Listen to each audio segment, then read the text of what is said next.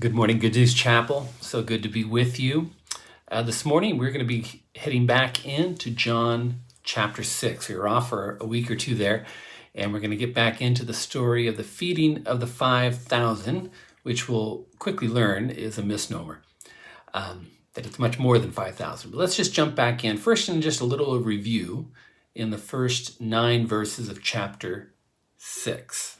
And it says this: Sometime after this, Jesus crossed to the far shore of the Sea of Galilee, that is, the Sea of Tiberias, and a great crowd of people followed him because they saw the signs that he had performed by healing the sick. Then Jesus went up on a mountainside and sat down with his disciples. The Jewish Passover festival was near. When Jesus looked up and saw a great crowd coming toward him, he said to Philip, "Where shall we buy bread for these people to eat?"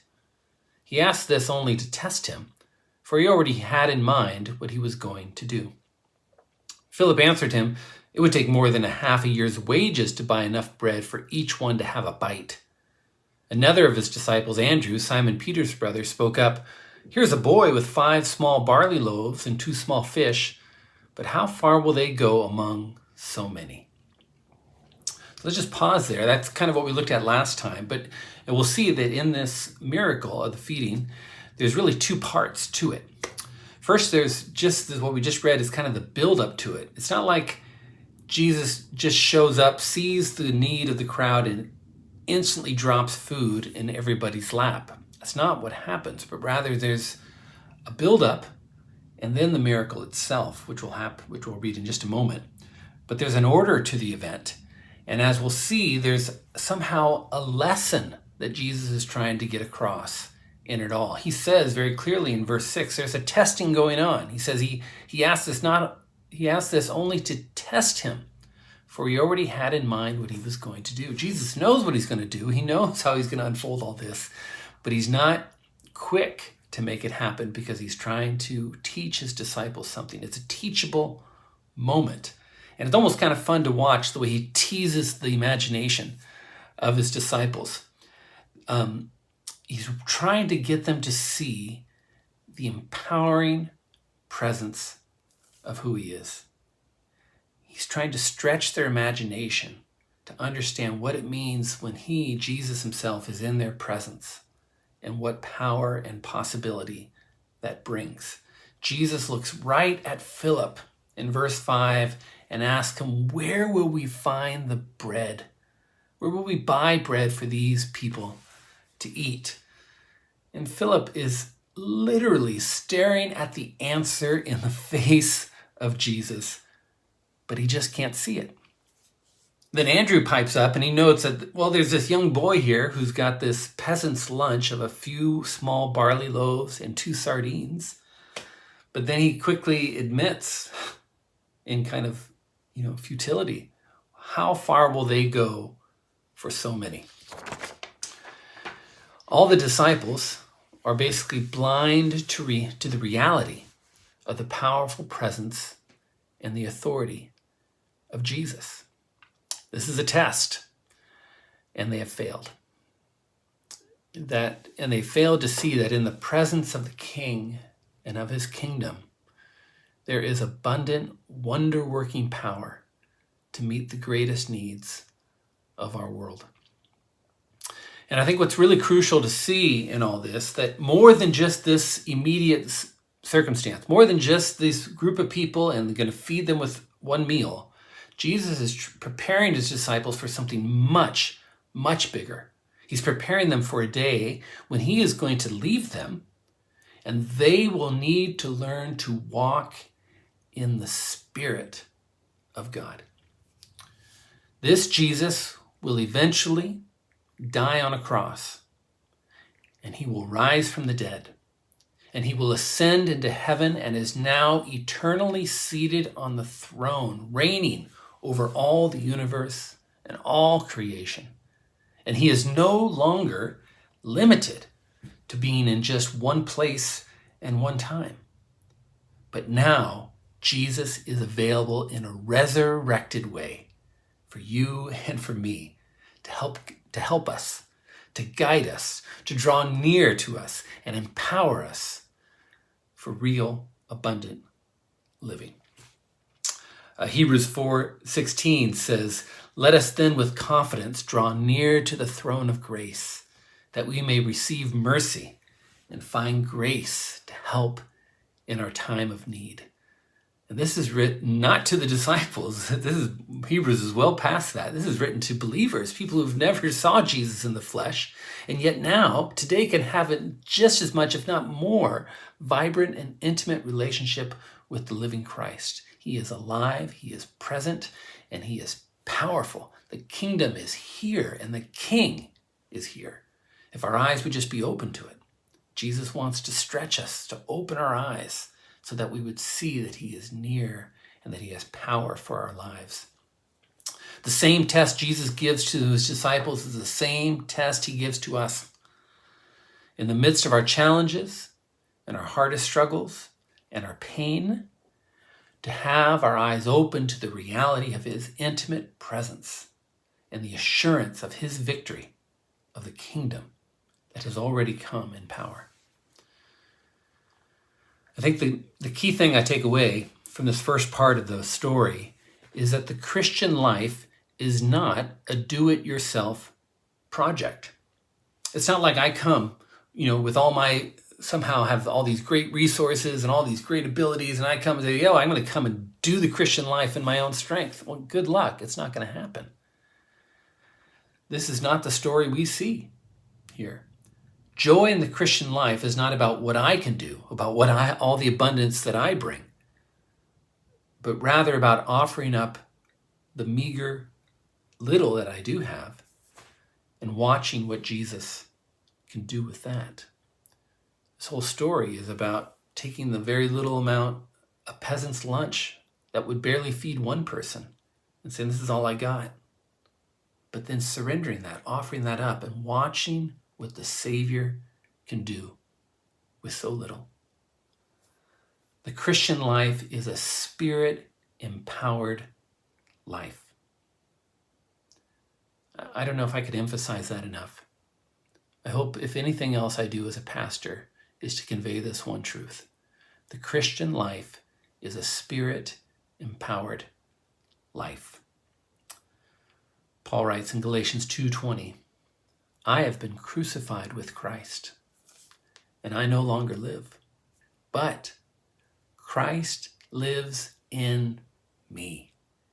And the life I live in the body, I now live I live in faith in the Son of God, who loved me and gave himself for me."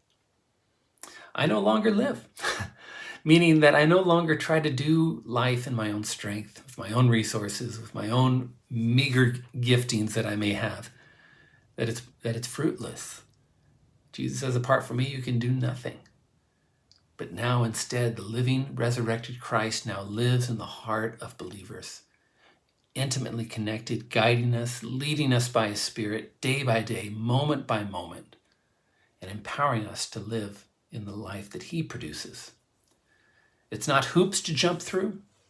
It's not about sin management. It's not about trying to be a rigid rule keeper, but rather it's an intimate day-by-day dependence on the Lord and to learning to walk in step with his Spirit.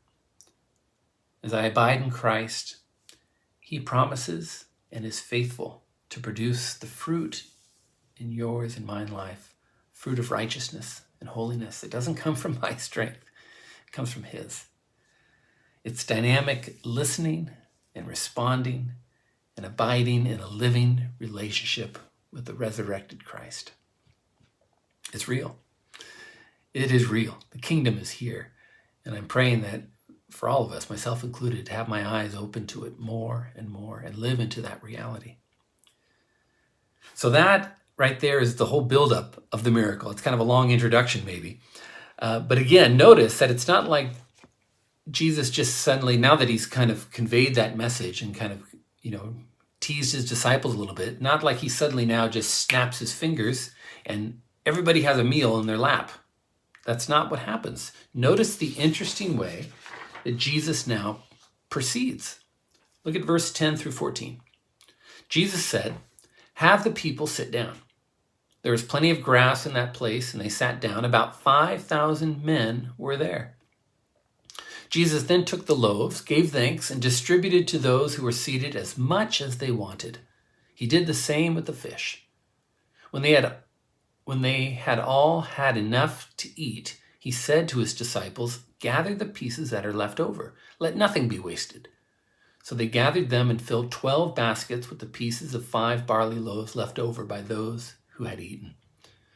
After this, the people saw the sign Jesus performed. They began to say, "Surely this is the prophet who is to come into the world." Now quickly, that reference there in the end in verse 14 about the prophet seems to be a reference back to Deuteronomy 18, where God prophesies through Moses, saying that one day one like Moses, another one will come like Moses, but even greater than Moses, is going to come. And this one that they know as the Messiah, the Christ. And these people who have gathered here and seen this miracle see all that's going on, all the details, and they see it as signs that are all pointing to Jesus as being kind of a new Moses, this prophesized Messiah that the Old Testament talks about. Now there's lots. I would love, if we had the time, there's so many overlays between this story in John 6 and the book of Deuteronomy, which is the last book of Moses, of the Torah. And it's fascinating, but I don't want to get off on tangents. But trust me, there's some beautiful depth we could go in, where Jesus is not only a new Moses, but there's a whole new kind of exodus happening here. But that's for another time. I don't want to get off on a rabbit trail. So I want to end today, this last part of the message, just really with 3 questions about this miracle feeding. We've had the build up, and then now we've seen the miracle itself. If you've grown up in church, or you've been Christian even for a little while, you're probably familiar with this story, because it's the one miracle that shows up in all 4 of the Gospels, the only one that shows up in all of them. Usually just, some Gospels have some events, some miracles, and others will have others. But this is the one miracle that shows up in all of them. And in fact, in Mark and Matthew, we see even another feeding. Besides the 5,000, you have the feeding of the 4,000 in both of those as well. So there seems to be multiple times Jesus does this kind of miracle. Now, there are 3 questions, though, that I have about this event. The questions that I've had for a long time, things that have always kind of either bothered me or confused me about how this whole miracle plays out. And I find many times it's details within the church that kind of get glossed over, that maybe we're not comfortable with and we don't really want to talk about, so we just kind of cruise by them really quickly. But I just find I can't do that. That when there's things that bother me or disrupt me, I want to get underneath that and figure out what's really going on here. And it's not the miracle itself that bothers me. I believe Jesus can feed 5,000, 15,000, 5 million people if you wanted. It's not that part of it that bothers me, but it's how the miracle is done and the way that it's presented that really kind of stirs up some things inside of me, and maybe it has for you as well. So I just want to take a moment and go over 3 questions I have about this event and see if we can come to an answer and some insight here.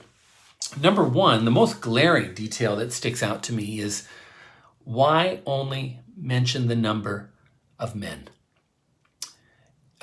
John points out that Jesus clearly instructs them to have all the people sit. All the people, not just the men, but all the people are here now to sit.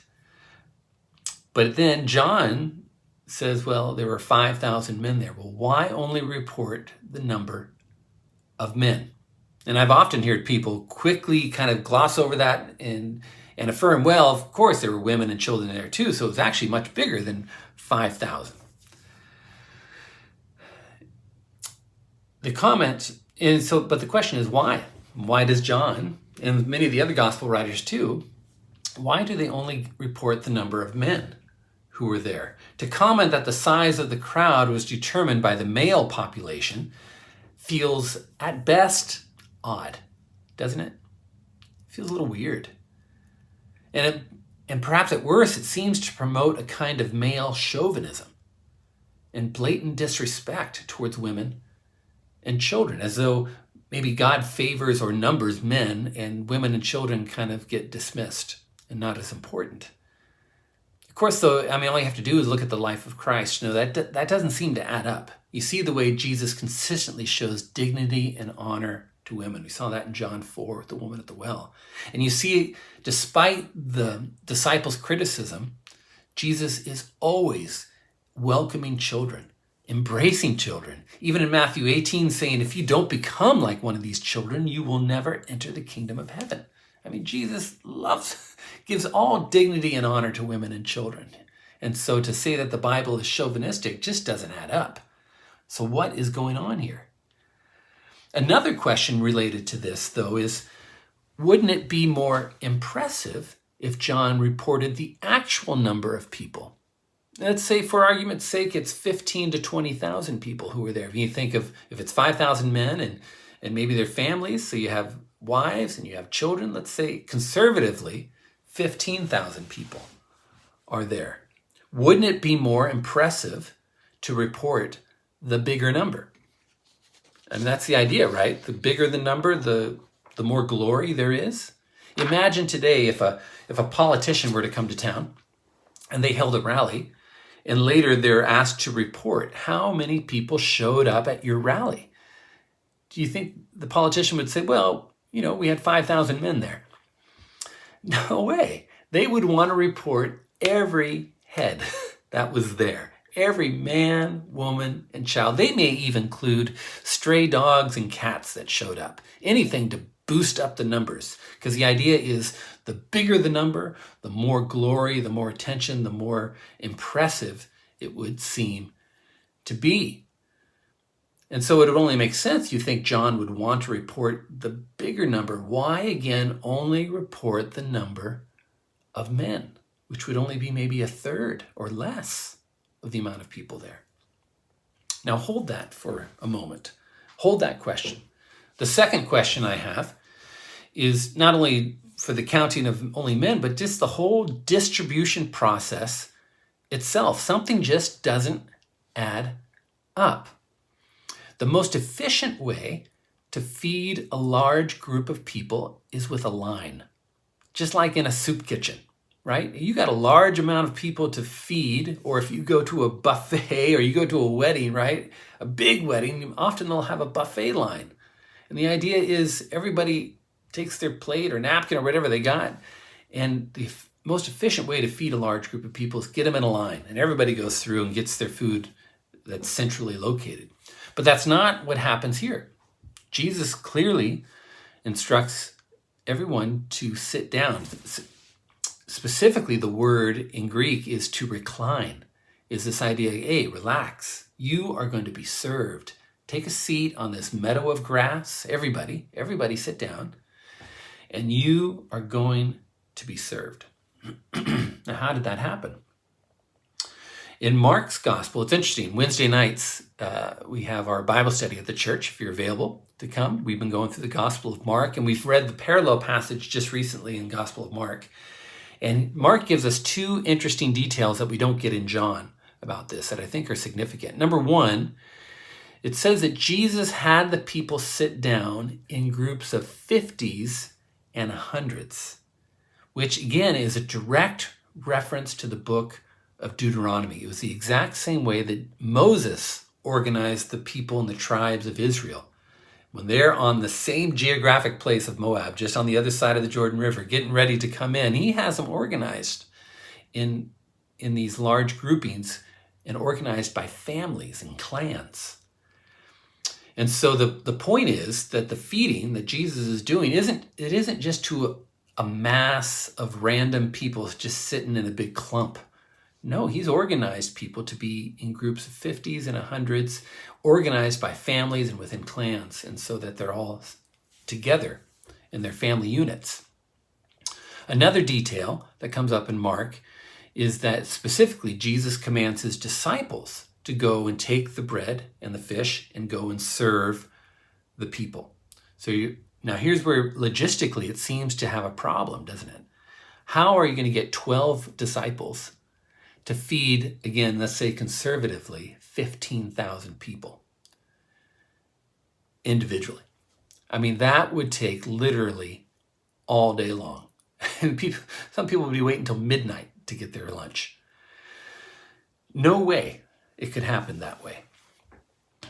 The reason why, and here's, I think, how both those first two questions, why John only mentions the men and why this distribution method doesn't seem to add up at first, it comes down to this. The reason why John mentions the number of men, because this is who the 12 disciples will serve directly.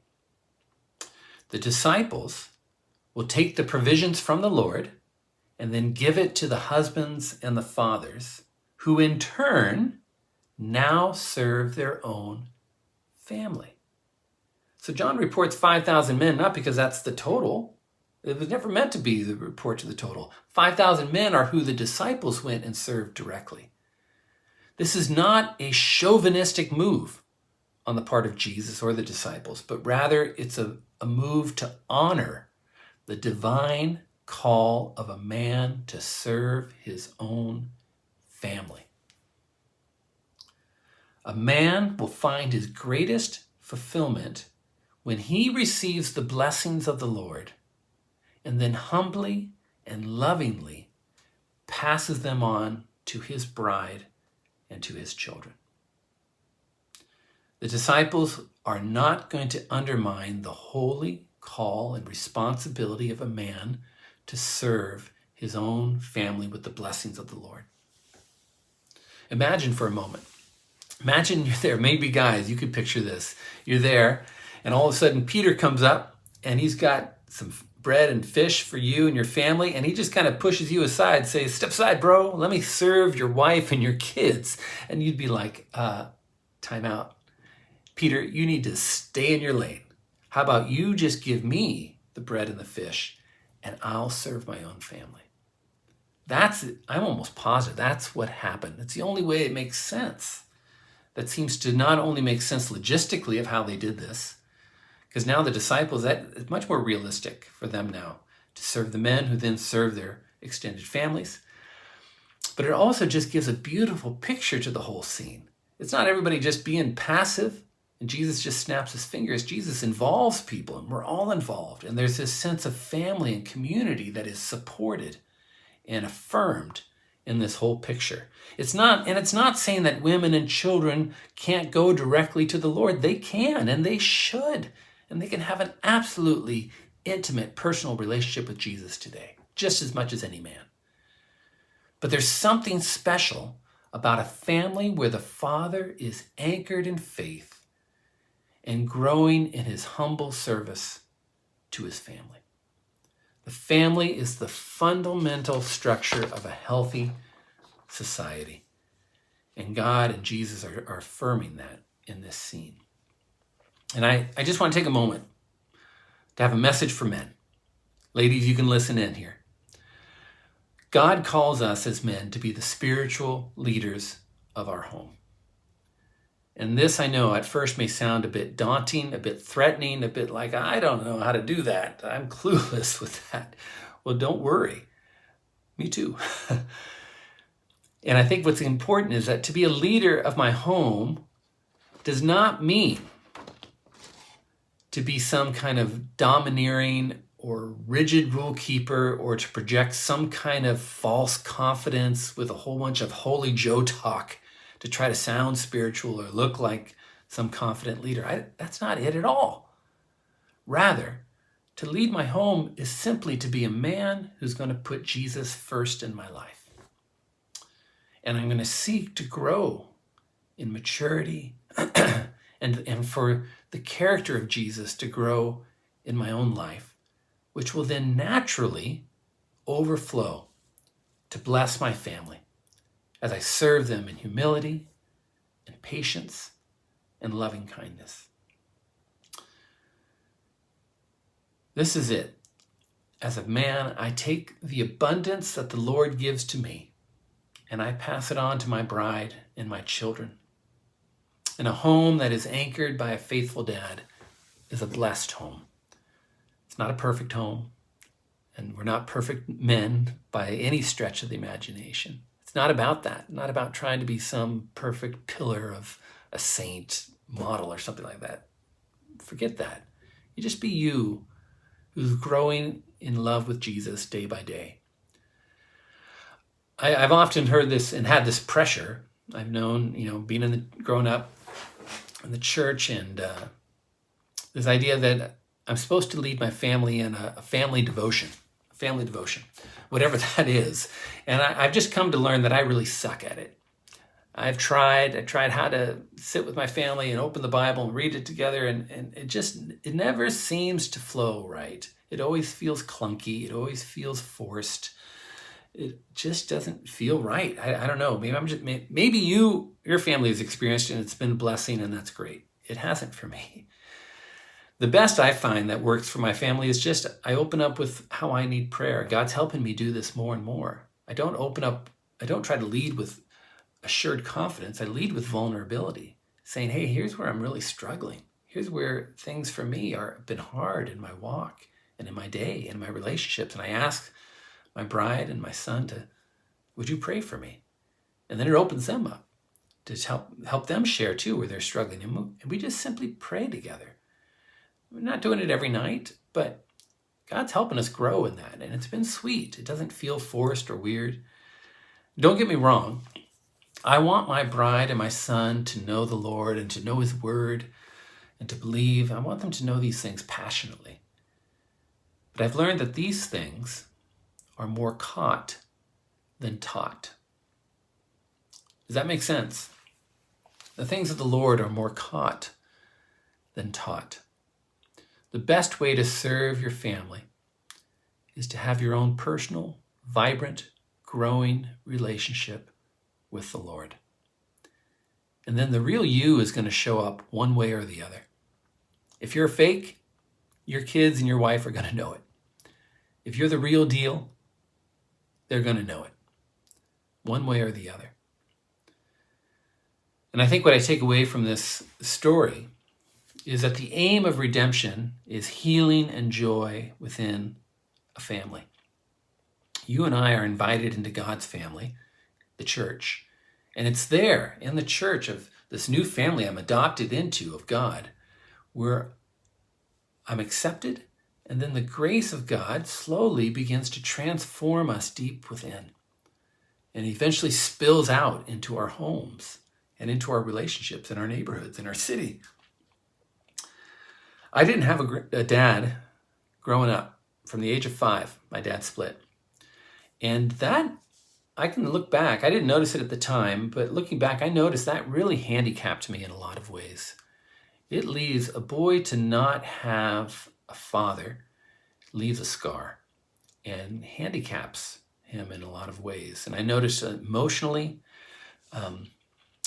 my development as a man and just, my own insecurities and everything, I think it got really screwed up in a lot of ways by not having a dad around. But now, the cool thing is that in the church, I now have 20 dads, 20 plus dads probably, that God has faithfully brought men into my life who have modeled for me, who have guided me, who have ministered to me, often not directly, often it's just been in the way they've lived. As I've watched their character, I've seen their lives, I see the way they treat their own family and kids. They're not perfect, but they've shown me just that they have Jesus first in their life, and the kind of character and gentleness and joy this brings. And I'm so grateful for that. I've been refathered in the church. All that I've lacked has been restored and more in abundance. This is what our God does. He takes the little that we have and then gives it in abundance and overflowing with that. And that leads to the last question, just to end with this. The first question is why only the men counted, and then why distribute that in the way Jesus does. And the last one is the emphasis on the leftovers. I always find this kind of interesting and a little bit funny that Jesus makes it, not only are there leftovers, but makes a big deal about gathering up the leftovers. At first you would think, well, if Jesus is doing the miracle and Jesus is perfect, don't you think he would have created the exact perfect amount of food so that when the last person takes the last bite, they couldn't eat another bite and there's nothing left? Somehow that seems to be like how I imagine the miracle working, but it's not. that even after everybody eats, and it says that it wasn't like Jesus just provided a meager amount. He says he provided in abundance. They ate as much as they wanted. It was a feast that Jesus created.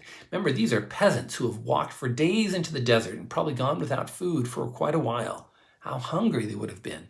And they were offered to eat as much as they wanted. And then even at that point, they gathered all these leftovers, basketfuls of leftovers. They could not take another bite. And for me, I think just what I take away from this is that when Jesus enters the scene, he is not stingy nor reluctant to give, but he always provides us with more than enough. More than enough. And my prayer for us is that we would learn and be growing to walk in the abundance that the Lord provides, that our eyes would be opened more and more to his near presence, to his tender mercies, to the victory of his kingdom that is with us today. May God bless you, Good News Chapel.